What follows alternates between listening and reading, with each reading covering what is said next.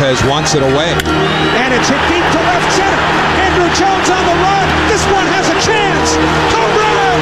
Mike Piazza, and the Mets lead 3-2. Beto behind the net. Sweeps it in front. He's gone! Beto! Beto! Beto! Stefan Beto! And the Rangers have one more hell of a time, baby! But it's moved Vancouver! Anthony for three. Puts it in! Knicks by one with 8.2 remaining! Joe Namath, number 12, has been the one big sidelight. He's come down here and he says the Jets are going to win. In fact, he doesn't even predict it. He says, I guarantee a Jet victory. His first at-bat of the game. There's a fly ball deep to left. It's on its way. There it goes. And the Yankees are going to the World Series. Aaron Boone has hit a home run. The Yankees go to the World Series. This is WHPC Sports Talk on the voice of Nassau Community College, 90.3 WHPC. Come on. Come on. Yeah, y'all know what it is. Happy Friday. Happy St. Patrick's Day to everyone that celebrates, Irish or otherwise. Welcome to the Friday edition of WHPC Sports Talk here on the voice of Nassau Community College, 90.3 WHPC. Usual Friday crew. Gang's all back together again. Joshua Umahi as your host, joined by Nico Each, Corey David, and Eric Williams. How we doing today, fellas? Happy St. Patrick's Day. How we feeling? It's Green Beer Day, baby. Green Beer Day, okay. Yeah. Corey, you gonna be celebrating St. Patty's Day? Corey, you're part Irish, right? For sure. I don't know about that. My dad named is Fitzgerald.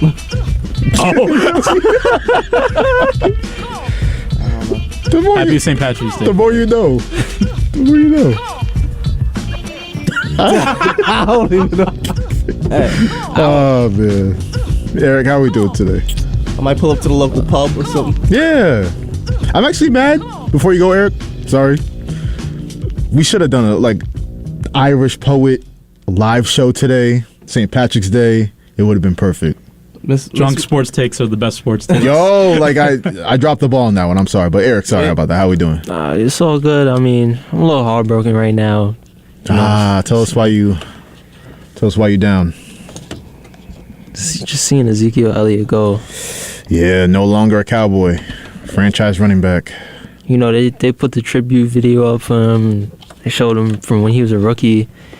I mean, I remember, I always go back to it. I just remember week 3 against the Chicago Bears in his rookie season. I was right there in Dallas, and I seen him hurdle. He had 160 all-purpose yards. I was just like, man, he gonna be great. Gave us 7 hard years. Yeah, I hate to say it, but I think he's really gonna mess up the running back market as far as you've seen how much he got, and then you've just seen how much his productivity went down a little bit. I felt as though after that Cabo trip, he was never the same. He was when you look at his first couple seasons, you've seen the explosiveness, you've seen the hurdles, you've seen. I remember that play against the Steelers where he just took a screen pass It was 78 yards. I was like, yo, the Dallas Cowboys is gonna be a problem, especially with that offensive line. Think it was gonna be a problem? I thought they was gonna be a problem. It never worked. Was that when you was a fan of the Cowboys, Corey? I was never a fan of the Cowboys. You sure? I'm sure. You put that on God? Huh? You put that on God? Oh, man. Oh yeah, of course. I was never. You on air saying the otherwise. No, You're going you to don't. hell, my guy. No, you don't.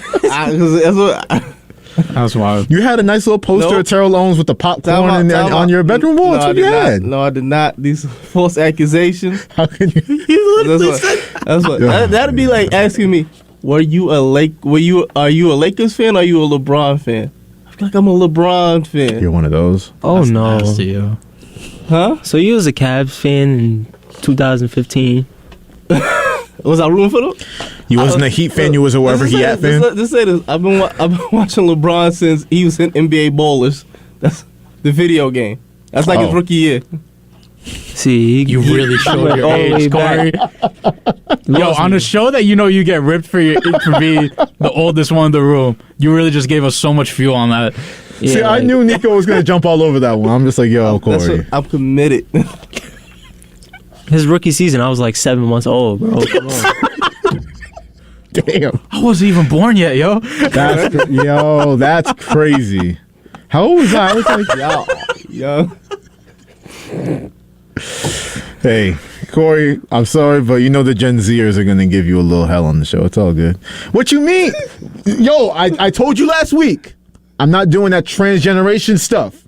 All right? I am Gen Z, fixed, firm. It's all good. All right? I ain't trying to be no millennial no more. I'm not trying to be something I'm not. All right? Speak your truth. Thank you. Thank you. You made it seem like you was just talking about them. I'm like, what, was you going to exclude yourself? Nah, I included. He hopped on it a little bit last week. Yeah. Whoa. Hey. Pause. Thank you. Pause. 516-572-7440. That's the number 2 dial. We got a lot to get to today. Giants and Jets having busy off seasons. Got a busy hoop weekend, professional and college. March Madness, as you know, is in effect right now. We actually got live games coming in from our studio TV, so we'll be giving you live reactions and otherwise and stuff like that. But we're going to start with what we started with yesterday for a couple minutes because I wanted to expand on it. So the World Baseball Classic definitely has been entertaining so far, and we were talking a little bit about it pre-show. The raw emotion that you get from not just the players but the fans supporting their own country, like the Puerto Rico versus Dominican Republic game we're going to get into because of Edwin Diaz, obviously. And I'm not the biggest fan of baseball in March, I'm not going to lie to you, no matter what it is, but just the energy coming through the TV, coming through the speakers, you saw the fans going crazy, the players cared, they're pouring their heart into it. Mm-hmm. As a matter of fact, they did an interview with a lot of I think it was the Puerto Rican players or the Dominican players, one of those two, but they were basically saying, or they were asked, between the World Series and the World Baseball Classic, which one do you take more seriously? And they asked like six of the players. I think 5 of them only said, or one of them only said the World Series. The other 5 said the World Baseball Classic, so you can tell how much it means to the guys participating. But with that being said, you have the tragedy happening on Wednesday night with Mets closer Edwin Diaz suffering a torn patella tendon in his right knee.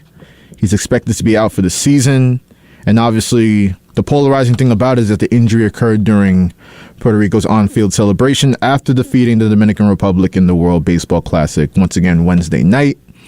And then, obviously, as a Mets fan, I'm heartbroken, I'm upset, I'm pissed off, but some Mets fans took it to a whole nother level. Like, I was just, whether it's in my phone or just scrolling through Twitter and Instagram and TikTok and stuff, it's just, we need to do away with the World Baseball Classic as a whole. MLB superstars shouldn't be allowed to play, or their owners or their GM shouldn't send them. All this stuff, and it's just, before we get all the way into the topic, the selective outrage is a little, we need to relax with that. Because it's, and I know people have had the conversation about, does the World Baseball Classic make sense having it in March right before the season starts? But they're using now this Edwin Diaz situation and this injury and this unfortunate thing that happened is like, now the World Baseball Classic, it doesn't matter. These players are getting paid millions of dollars by their Major League Baseball teams. They shouldn't be allowed to play. And I'm like, how are you going to tell them? How are you going to tell them? How are you going to tell Francisco Lindor, who literally bleeds Puerto Rico? Great nationalist pride on that guy, and Edwin Diaz, obviously, and all the Mets that went over to play in the World Baseball Classic, even Pete Alonso and Jeff McNeil for the USA team. How are you going to tell them they can't support their country? And that's just USA. I mean, baseball's a whole other level when you go down to Dominican Republic, Puerto Rico, Venezuela, all those countries in the Caribbean. It's a whole different level, and I don't think a lot of people really understand that, just to get that off my chest. But the question I wanted to ask, the injury, the Edwin Diaz injury, does it speak to a bigger problem with the World Baseball Classic? Is there a problem with the timing of when the tournament takes place?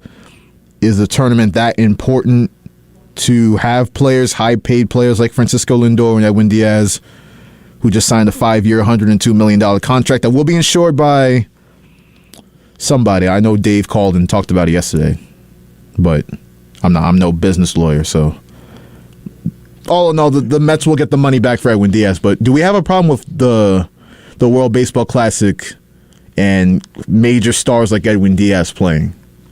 No. I'm a casual baseball fan, so I mean, this obviously doesn't really bother me, but World Baseball Classic, is it compared to the World Cup almost? Can you compare it to that? For baseball, it's the World Cup. Yeah, so Baseball version of it. You know, these guys go out and play for their countries, and you know that means a lot to them because this is where they came from. This is where they bled, they grew up. You know what I'm saying? So it's just like you can't take that away from them, and they put their heart and soul in this. I mean, to say it's just like you got to stop playing. It's not like the pro-am leagues with the NBA. It's not like that. Like these guys go out there and play for fun. They drop 40 with ease. These guys playing with their heart. They doing it for their country. So I mean, it's not for nothing. Corey, did you see the play? You see what happened? I somewhat did. Yeah, I seen what happened. Just watching like highlights on SportsCenter, and yeah, I agree with that. The fact that it is country pride, and it's the same way with Americans when it comes to like track and field or any type of sports in the Olympics. Like we take pride in that. But I was just like, it's kind of crazy that now that the Mets are kind of stuck in this situation where it's the fact that he was injured I want to say out of like his contractual obligations, and yet they still have to carry the burden of that. I mean, it's definitely a tough situation, no matter how you slice it. It's heartbreaking for Mets fans. I know we had Braden on yesterday. I mean, this guy. How'd that go? I'm intrigued. So when the show started, he was so fixed on it, he didn't even do the introductions right away. He was just like, yo, this Edwin Diaz stuff is, I didn't jump off Shea Bridge, but I'm here. But, I might after the show and all this. And as a Mets fan, I sympathize, but I don't know. For everyone that wants to say, especially on Oakley Shades Twitter, that's just like, oh, we can't send these guys over. No, they get paid so much. Relax. You have no clue what country pride is, first off. That's a fact. That's a fact. I mean, we're all American. We're all born here, I assume. But, like, this country has a lot of people that just don't have nation pride. Like people in DR, Puerto Rico, and Nicaragua, Colombia. Because, when it comes to these countries, baseball is the only sport where they can show their country off on an international level. You're not going to see Nicaragua in the World Cup. That's just never going to happen. You're not going to see DR in the World Cup. That's not going to happen. Baseball's the only way that they can show that, they're an existing country in this world. Facts. So, a lot of people in this country are just never going to understand that.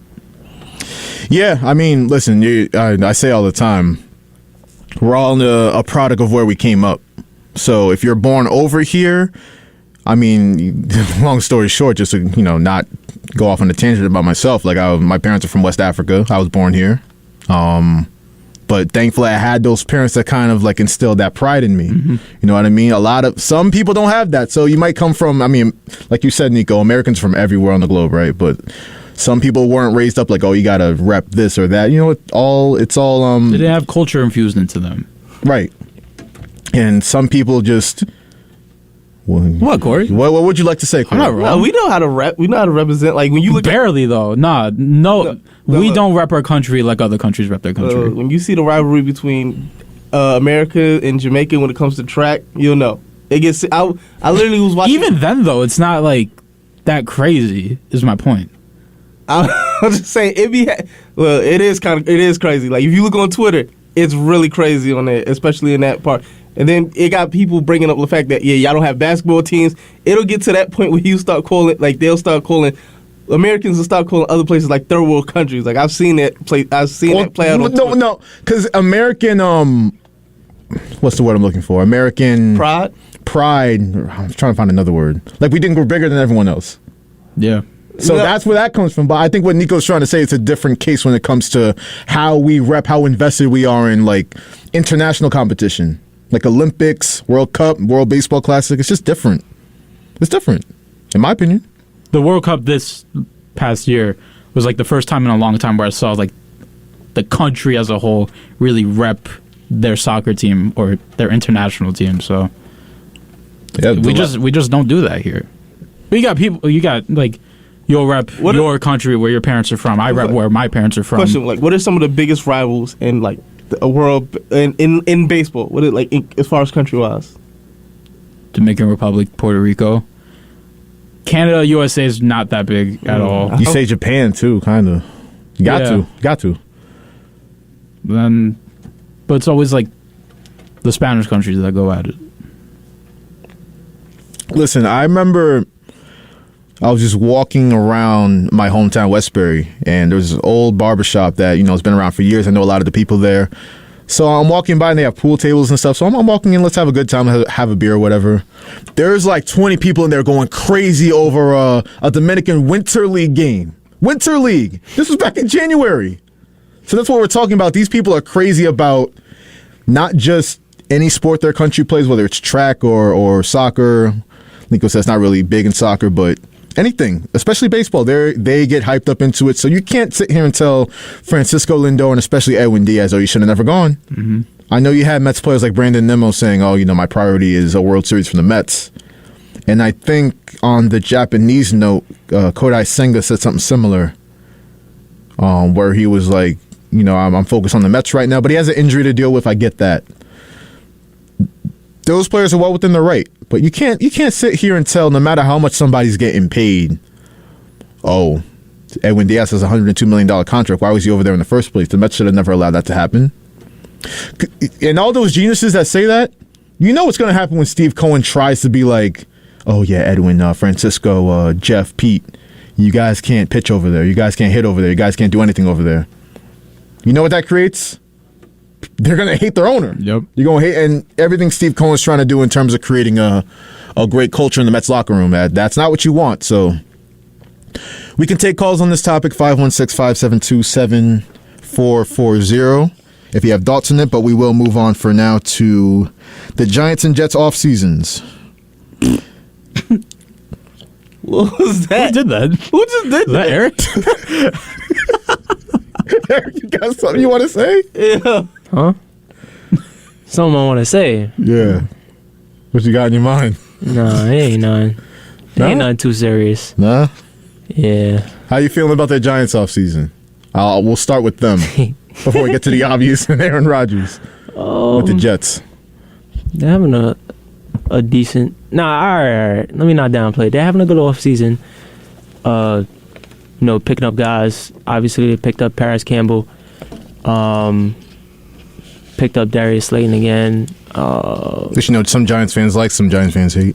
He I don't know how to describe him. He's like a guy, like, every once in a while, like, he might be down for, like, the whole season, and he'll just come up with, like, 2 or 3 big plays that just, like, might change your perspective on him. I was surprised we lost Julian Love today, because I just got... Were you? A little bit. He was consistent in his role. He was consistent in the spot that he was given. Just looking at how the safety position is winding up, I wonder what they're going to do with that exact position. Are they going to possibly still keep Landon Collins? I don't know. Will he transition to linebacker? They'll probably keep him, but just because of a locker room presence that he has. I was hoping that I still hold out hope that there's some way we could get Odell. It's not happening. Why you have no cap space, Corey. You have nothing. You actually probably have negative cap space but right now. But even after that, I still feel like, just looking at how the NFC is shaping up, I feel like the moves that we did were good enough where we can still succeed. I mean, on the Julian Love front, and I was saying earlier in the week, you got to build a team formulated to beat the Philadelphia Eagles. Julian Love was a good player last year, but he was ass in those games against Philly. Like, those 2 games was the worst football I've ever seen him play, and he was pretty bad his rookie year too. So with that being said, I know why Joe Shane and them felt comfortable letting him go. But as far as the Giants offseason as a whole, I mean, as far as the cap space thing goes, I know they converted. Yeah, they restructured Darren Waller's contract, and we were going to talk about the big trade with him later. Essentially trading Kadarius Toney for a Pro Bowler. Yeah, it's a good deal as long as he can stay healthy. True. But yeah, with that move, they converted $9.8 million of Waller's base salary into a signing bonus, creating $7 million in cap space. What the Giants want to do with that cap space, I don't know. I don't think you're signing Odell with what the reports are for $7.8 million. I don't think you should, though. I don't think so either. You shouldn't. Start fresh. Get you a young guy in the draft. Don't go and get Odell, because he's at that age now where he's either going to start tearing down or, he's not going up. I tell you that. So whatever money you pay him, that's just going to be that. I'd rather Yeah, I want to go get Odell. Y'all do what you do, but if I was a Giants fan, I'd rather them go get a young guy in the draft. Like a Zay Flowers from Boston College. Young. Could do that. Young, small. He's not too small, but he's an explosive guy. I feel like he can do something with us. Because I feel like with the, as far as like the, that big possession catch player, that's the role that I feel like Waller would play. I'm kind of glad that we kept Sterling Sharp. Sterling. Nah, Sterling Sharp is Sterling Shepard. Sterling Shepard, my fault. Yeah. Morning. I'm kind of glad we kept him, and the fact that he can be that guy. If you look at him on the sideline last year, he was that guy that was a leader and hyping everybody up. And I felt like getting him back on the field, because at the start of the season he was our best receiver. I'm not gonna lie. At the start of the season, Sterling Shepard was our best receiver. He was, and then obviously the MetLife turf claimed another victim. But what I want to talk about with the Giants is the receiving core we're talking about. Now, Odell aside, like Eric said, I don't think it's going to happen, but I like that they're going the familiarity route with the receiving core with Daniel Jones, because you bring back Sterling Shepard, Isaiah Hodgins, Darius Slayton. No matter what you want to say about how good those three guys are, they're very comfortable with Daniel Jones throwing them the football. And then Paris Campbell coming in. He's a speed guy, suffered a lot of injuries in Indianapolis. But when he was on the field, he was one of those guys that you can go get him on a flat route, a slant. He was one of those guys that could get you a short, medium route. He's a possession type guy. And he's already said in his media session, I think it was earlier today, Daniel Jones already hit up Paris Campbell looking to get together and throw. So Daniel Jones, if he got paid the bag, we haven't even talked about that yet today. $160 million, that's leadership money. You better be a leader in that locker room if you get that type of payday. So he's definitely taking that next step in that regard. Look, for the next couple of years, we're going to see how this contract works out. 'Cause I don't know. We really had to see if it was just a one-year hit, if it was just a one-year thing. I'm not even say it like that. I feel like a lot of people talk about this past season like it was a huge, amazing, great season.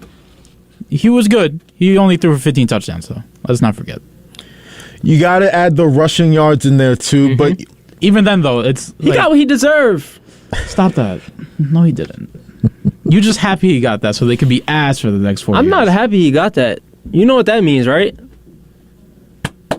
Dak won his money. I'm telling you, if he have like say he has a 30 touchdown season, which I don't know if he's gonna have that, but say he does have that, what do you think he's asking for next offseason? Oh, that is a good point. Damn.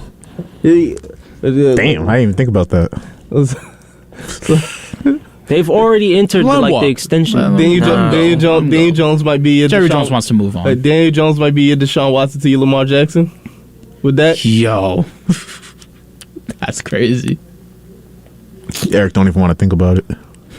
I was talking about it all season. Like that $160 million that we paid him came out of my pocket.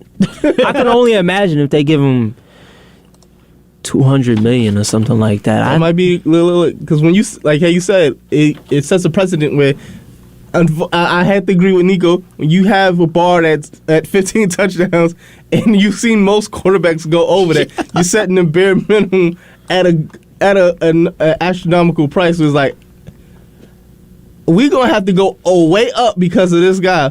But depending on how they handle the Lamar Jackson situation, I know you're hoping in that type of regard that they don't overpay him, so the fact that you can underpay Dak.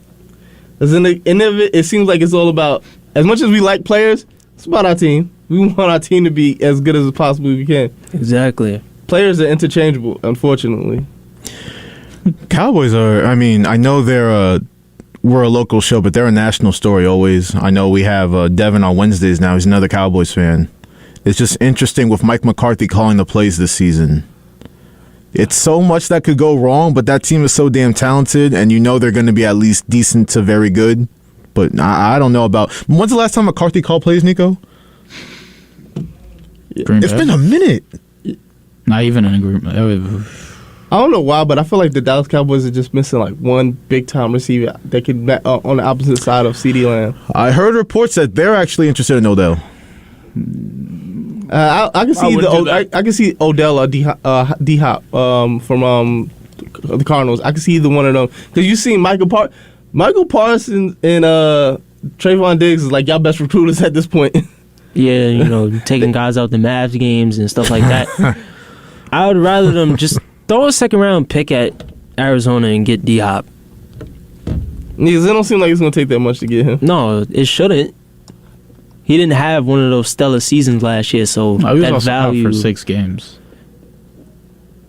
Yeah, but And he was playing with Colt McCoy. look at the value now. Like it's going down because it's like we don't know if he wants to play there, but they're a bad team, so they're trying to get everything off the cap so they can start fresh.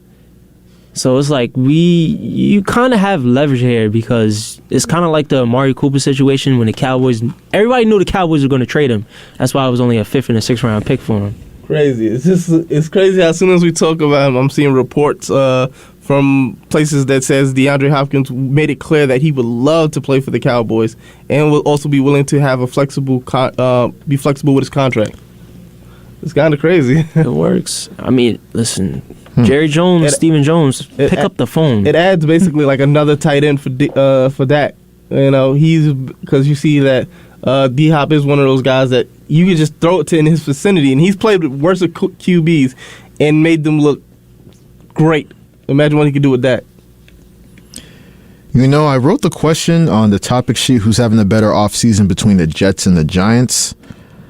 I like where this conversation is going, so I'm going to switch up the question. Who's having the best offseason, best and worst offseason overall before we move on? An NFL? Yeah. Because I think it's still to be seen, but I like what the Bears are doing. I know they're spending a lot of money, but I like where they're spending it. They got Justin Fields, DJ Moore. They took my boy Bobby Tonyan, yo. Oh, he's a Bear now. Yeah. Oof. That hurt. That actually hurt more than Aaron Rodgers being a Jet. I don't know why, but that hurt. Tonyan was a nice player. He was. Touchdown machine. Be happy that man gonna go get his money. Who? Bobby? Yeah. Bobby Tonyan. But the Bears have made solid moves there. I'm sad now, bro. I hate to say it, but I don't think they made any moves that's like necessarily gonna make them win the division or anything. Like they haven't did any they're still gonna like be needle movers. They're gonna be 4th place again. I feel like the team. I feel like the team. They're gonna be 4th place again, Joe. I feel like the team that beat in the NFC North is The Lions. yeah. It's definitely the Lions, yeah, Well, but I want to say the Lions, but I feel like I'm not too sure getting rid of Jamal Williams. I feel like you should have kept Jamal Williams. who that, baby? Yeah, Welcome to New Orleans, Jamal Williams. Yes, sir. that was a rough give up. How How you give up the touchdown leader? How you just gonna let that happen? They thought David Montgomery was a better fit. He was a red zone machine. I'm thinking about it now. I don't know why I was just like thought about it, but like him and Kamara could be like Kamara and Ingram. As long as Kamara don't get traded, suspended, or either one. Either one, yeah. Yeah. That'd be crazy that they got him knowing that like they're preparing for a long suspension from Kamara. Well, I'm very happy to have him. I'm happy to have Derek Carr too. Happy to have. Matter of fact, just to big up the Saints for a second, because nobody else is going to do it if I don't do it. Having a pretty good offseason. Bring back Michael Thomas. 1 year prove it deal. You got him happy about you got him happy about the QB situation. Oh, he tweeted, "Thank you, Jesus." After the news was Yeah, if he's saying that and on Twitter and I'm Jameis Winston and I resign, I'm looking at him every day in practice like, well, Jameis is back, so it clearly didn't bother him too much. I don't know. I would feel some type of way. Hey, he knows he's gonna eat some W's whether he's playing or not. So, that division is dog water in the NFC South. So when you like, I hate to say it, but like, you want to be a starter and you want to win. You want to be the guy. You want to be the guy. When you be one of them consistent, when you're one of them consistent backups in the league, you getting paid for like the next 15 years. Look at Chase Daniel. Chase Daniel. All the money he's made just being a backup, barely playing. Chad Henne just hung it up this offseason. I'm like, them career backups be making money. Josh Johnson has been on every team in the league, and I don't know why. It's like he'll be out, and then they'll bring him back in. Back chaser. And he was literally in the playoffs this year. He was. That was weird. With the San Francisco 49ers. Wasn't he a Jet earlier this season, too? I think so. Yeah. I swear the only thing I know Josh Johnson was being Marshawn Lynch's cousin. That's it, for the most part. The question I had in mind was for Nico next. I'm going to use his Packers to transition to the Jets topic. Jordan Love, he's the guy. You know what? I people are kind of talking about him like it's just he's got house money. It's a first year as a starter, but you were drafted 20th overall back in 2020 when the world wanted Aaron Rodgers to get another receiver or another piece to help that team, and people are just talking like there's no pressure on this kid. I'm like, oh, hold up. You sat 3 years behind one of the greatest quarterbacks we've ever seen. As weird as he may be, you can't deny that fact. So we're talking about the NFC North. Obviously, the Lions are the team to beat. I think I'm going to say the Bears and the Packers are in the same tier. Oof. I don't know if I can answer that question right now. I need to see what happens in the draft. Bears have the 9th pick now because the Panthers had that. We'll see what they do. But but Packers trying to get the 13th. They are. Yeah. What do you think they target? I know they want to go middle linebacker. I wouldn't do that. I know they want to go tight end now because we lost Tanyan. Yeah, you can't go with either of those in the first round, though. No. The tight end one, I'd wait for that later pick. Yeah. I would have tried to go get Mike Gesicki if I was y'all. No, he's in New England. Yeah, I know. I said before, before that. He's taking that GOP gritty to the Like they should put New England. They should officially put a ban on certain people doing the gritty. Like he can't. He don't even look like he doing the gritty. Like he look like he like. The cha-cha slide? Nah, like he do like he ready to do a rumble in West Side Story. Like look. Yeah, for real, actually. Hey, if you look at it, it's like this. I'm like, what is that? But I'd say go for Jackson Smith and Jigba if you got that 13th pick. I think that's the move because he's that guy. I can see the Packers doing that because look at the success they had with Brett Favre to Donald Driver to Aaron Rodgers and Devontae Adams. Mm-hmm. You want that go-to option for Jordan Love now. I'd like that for them. And then that later first round pick, I'd go with Dalton Kincaid. I like him. He's a good tight end. It's a deep tight end draft. If you really look at it, yeah, it's crazy. Yeah, so. but some of these guys getting blocked. These are just straight receiving tight ends. Yeah, that's slowly what the game is becoming. When you have Kyle Pitts ruined it for everyone, yo. The Falcons took a tight end 4th overall, bro. Kyle Pitts didn't ruin it for everybody. Kyle Pitts might be the reason why I started going back to blocking tight ends. It's like he ain't do nothing last year. It's barely anything. That might be the worst fourth overall pick. Because I'm looking at it, and I know everyone clowned the Giants for picking Saquon Barkley 2nd overall in 2018, but you took a tight end? At least Saquon Barkley you can kind of build around. You took a tight end with a washed-up quarterback in Matt Ryan? It's not what you want. It's not at all what you want. So, on to Aaron Rodgers and the Jets. Talking about the Packers, we're going to the Jets now. Obviously, he announced on the Pat McAfee show on Tuesday? Wednesday? Yeah, Wednesday. Wednesday. Packers trying to stick up the Jets. That's crazy. Yo, he's not going to get traded. Whoa. Why do you say that? Because I want misery for Braden. He don't want peace. But listen, yo, if they haven't... Apparently, these talks have been going on for a long time now, so... Yeah. If they can't figure it out now, I don't think they ever will. Because I know the Packers want that 13th pick. It was crazy because you listened to Rodgers on the Pat McAfee show on Wednesday, and he's talking about, my mind's been made up ever since I got out the darkness retreat. I said to my buddies Friday I was committed to playing for the Jets. It's all up to the Packers now. I was like, so all that's been reported from Schefter, who he told to lose his number, Aaron Rodgers, and the Diana Rossinis of the world was like, smash. Yeah. It's all up to Aaron Rodgers to make his decision, and then it'll just be done after that. He'll be a Jet, or he'll retire. Right.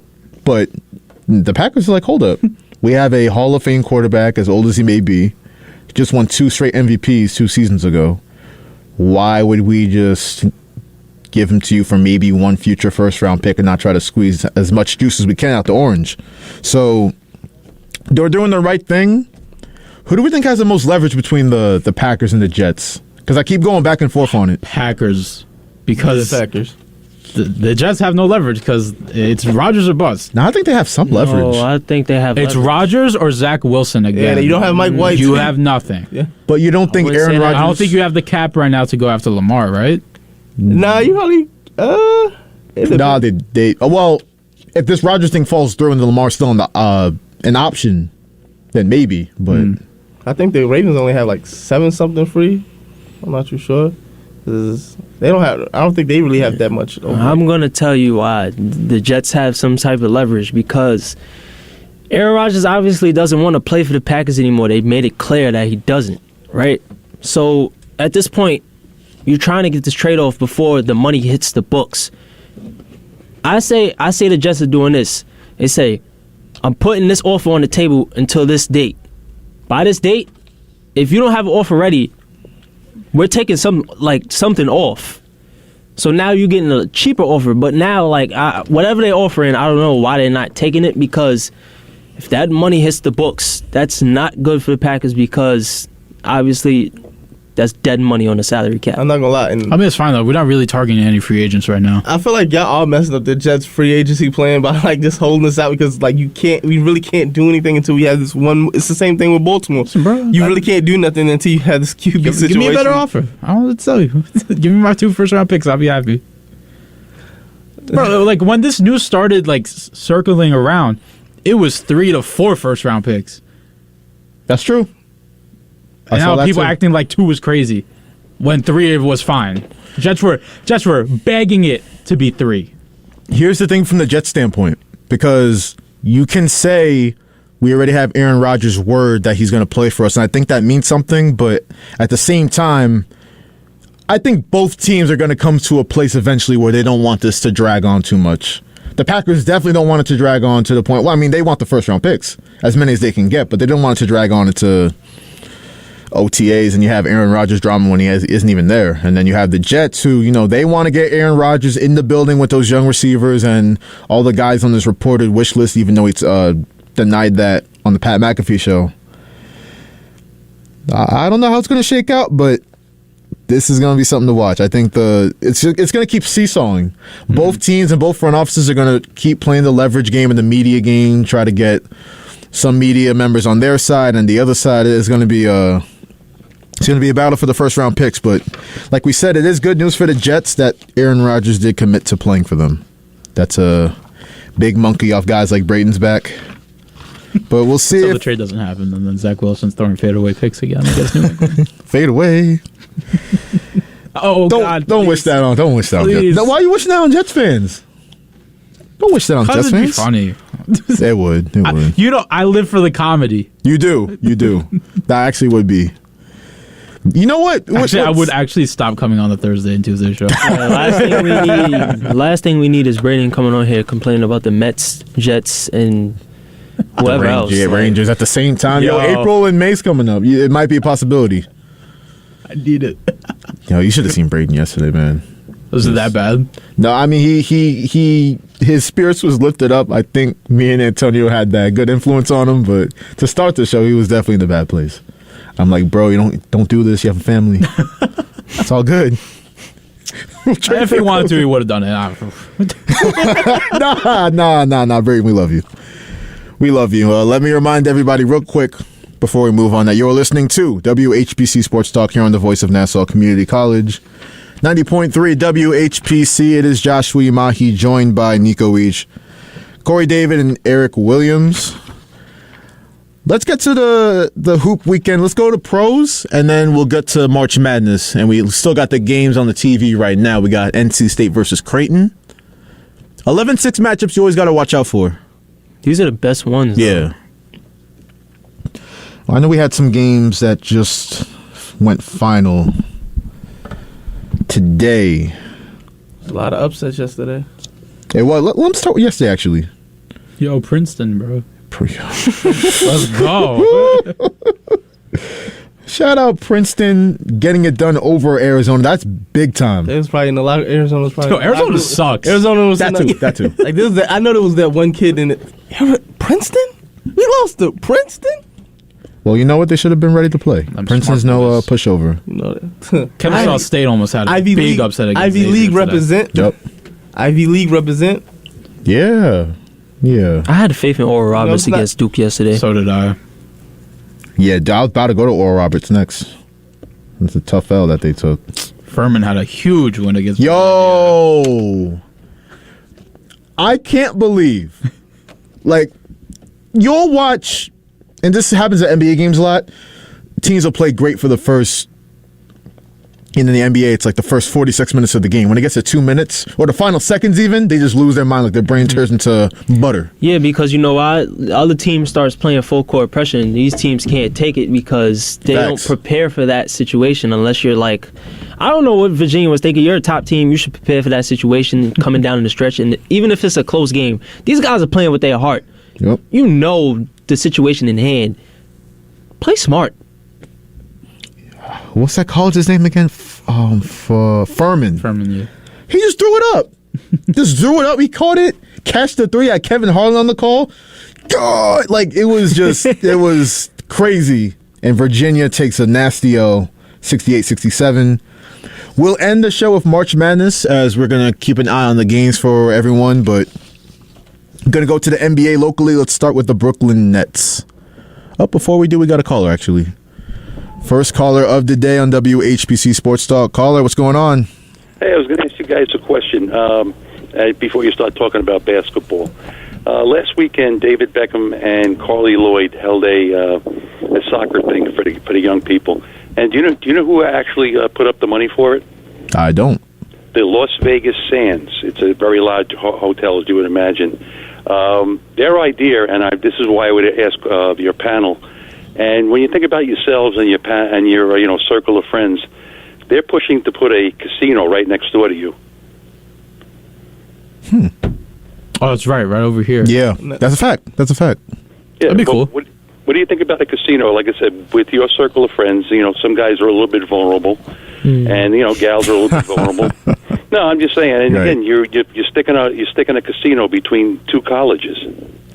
Yeah, it's gonna be some good work, man. Let's put it like this: you seen what FanDuel did? We're gonna have some fun. Look at what FanDuel did to the city. It's about and like sports gambling in total just did to New York. Like it was an uptick. I mean, I've been hitting my parlays lately. I don't know about y'all, but shout out Shea Gilgeous-Alexander last night.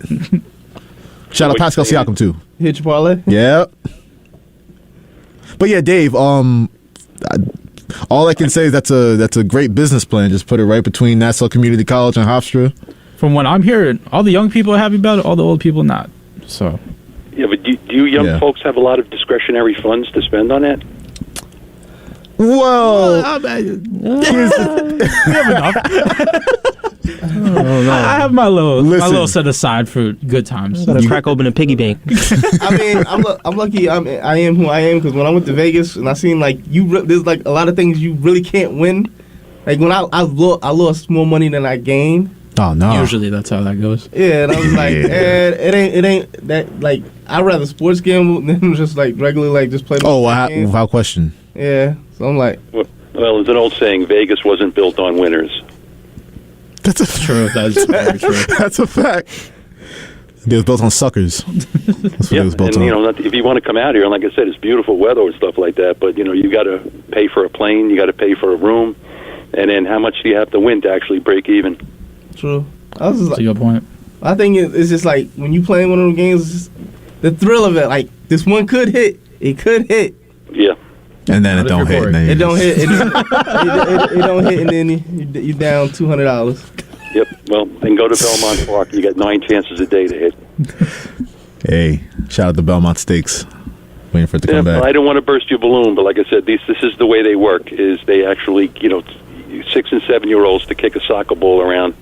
They put up the money just to get the notoriety, and then maybe the parents or maybe some of the civic groups to actually back them. And I mean, it's the worst idea in the world just to stick a casino so close to two colleges. I just want to see what it's going to do as far as like traffic. It's like don't get me. We got it's bad enough around like 3-4 o'clock. That's actually a good point. I don't need more of that. That's why I feel like. That's why I feel like it's going to really be detrimental. Like it's going to see, like we're going to see like the impact, the actual impact of it. Yeah, again, you guys are not you guys personally, but us personally. You got to put gas in the car. You got to eat food, and it gets a little bit tricky, especially with families that don't have that much, and all of a sudden, they haven't got food. You haven't got the money to feed the kids. Hey, it's definitely. I didn't even know about it. I actually had to. Well, I knew of it. I just had to think about it when you said it. But yeah, it's like they talk about. They see an opportunity. They know they can make some money off some young people.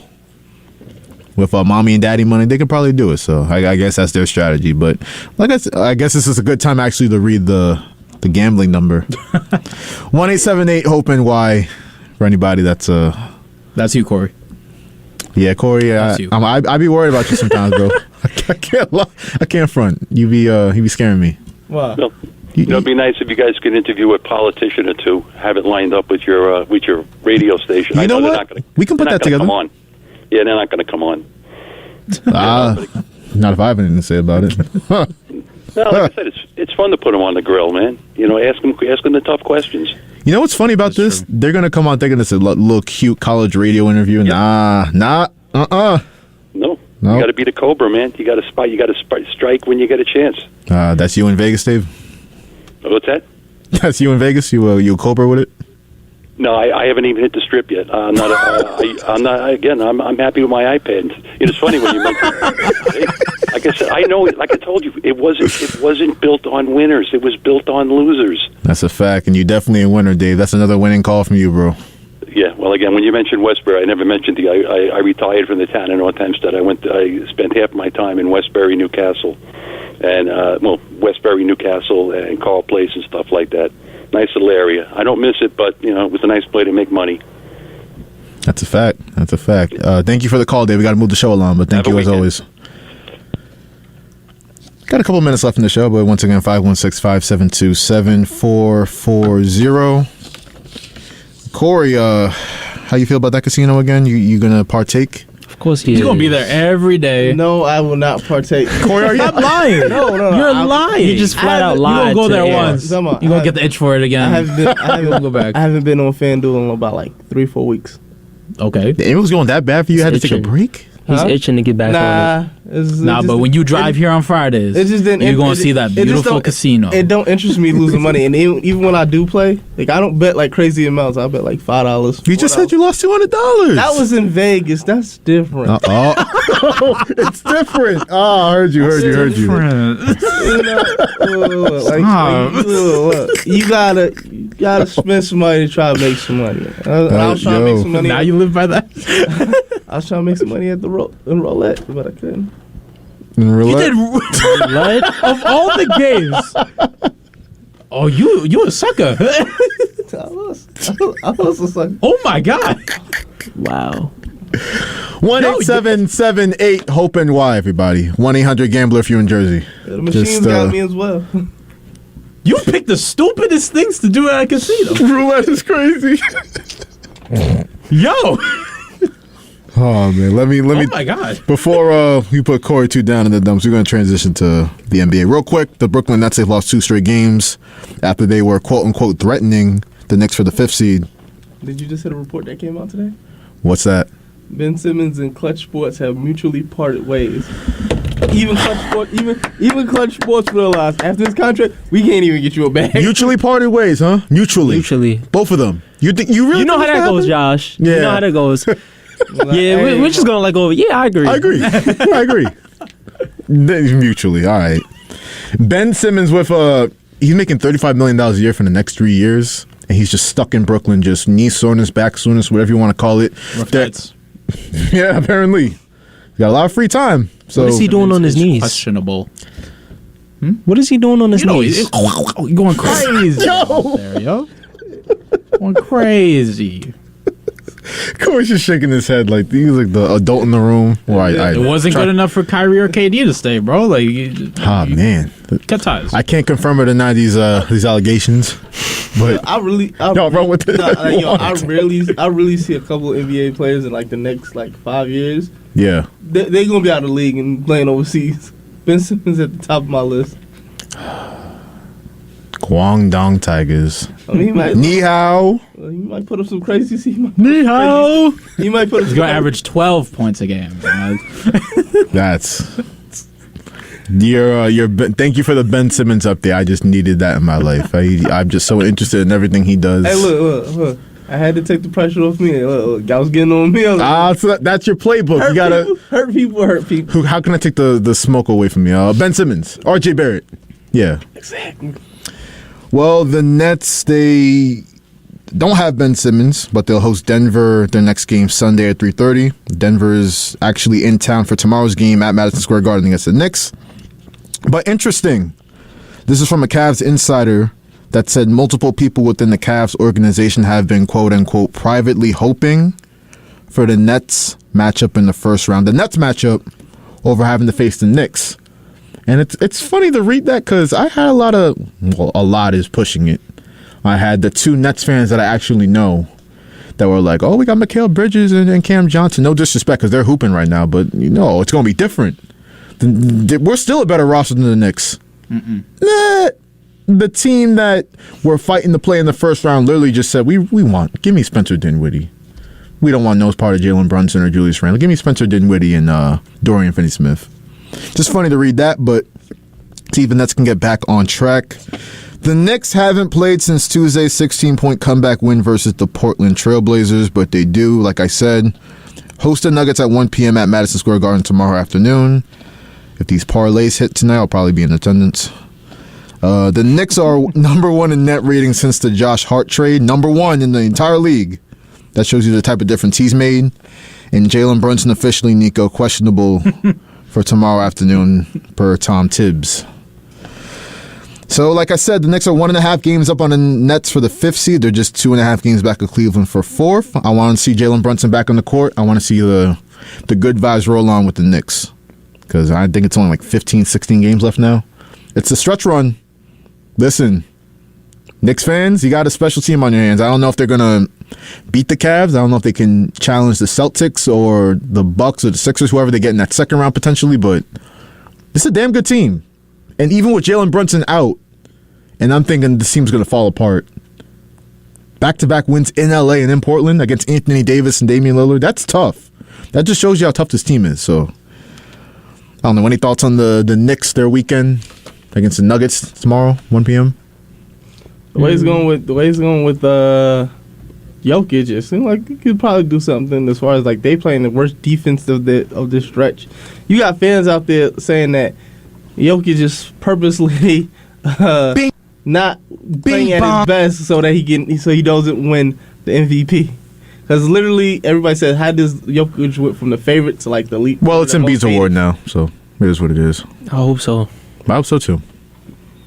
I ain't gonna lie, it's kind of crazy how people are so off of Jokic. I'm not out on Jokic. It's just the voters are just like Nico. Do that sound effect again. It's just it's crazy. The slurp is just crazy. 3 straight MVP. 3 straight MVPs is it's for Nikola Jokic. No disrespect whatsoever. Nah, but Jokic been killing. Like he literally does a lot when it comes to like a triple double. Like he's like literally one of the best. I say one of the best big men in the league. Well, yeah. Obviously. Yo, I just said the sentence no disrespect whatsoever, and I just immediately thought of Mark Jackson. He might have been onto something with Savannah Brinson, LeBron James' wife. With all due respect. With all due respect. I'm hitting that out the ballpark. Out the park. Moving on to March Madness. You know what's funny about that, though? Yeah, real quick. And this is March Madness. I woke up yesterday and I had the game on. It was the Iowa game, right? So they put the camera on a bench. This is Iowa versus Auburn. They put the camera on the Iowa bench. And I just woke up. I'm like, hold on. What is Keegan Murray doing back in college? Yo. I'm like, no. So I get the researching. He has a twin brother that looks exactly like him. Chris Murray. And he's actually nice. I want him 20 points. I want him for the Knicks in the draft, actually, where the Knicks are going to pick her in the 20 range. That'd be a good look for them. Yeah, he can definitely fall down to the 20s. But like you're right, it was like an exact photocopy of the face, body. Yeah, like it was scary, kind of like they got the same haircut and everything. Well, maybe that's actually Keegan Murray. It could be, but he shot twin. That is. I'm looking at it now. That is crazy. It's crazy, right? They look exactly alike. I mean, copy and paste. How does that work when they're trying to pick up girls? Except one does look one looks smaller. One looks smaller. One of them looks smaller between the two, like average. As far as like height wise. Oh, so nothing.